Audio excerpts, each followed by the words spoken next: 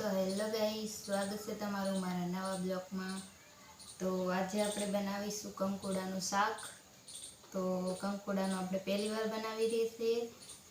Season तो चालू થઈ ગઈ है કંકોડાની, પણ આયા है પહેલી વાર, એટલે પહેલી વાર જો મેં સુધારીને આવા કરી નાખ્યા है।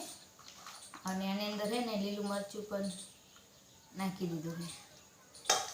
હવે આપણે શાક બનાવી।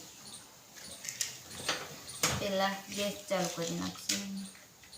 લાઇટ જ થઈ રહ્યું એટલા માટે બગડી ગયું, મતલબ તપેલી રાખી દેશું। પછી આની અંદર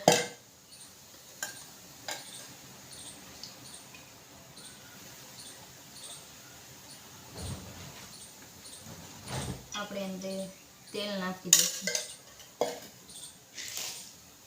ગાઈસ, કંકોડાના શાકમાં રાઈ નાખતા હોય કે ના નાખતા હોય, પણ હું તો નાખું જ છું રાઈ।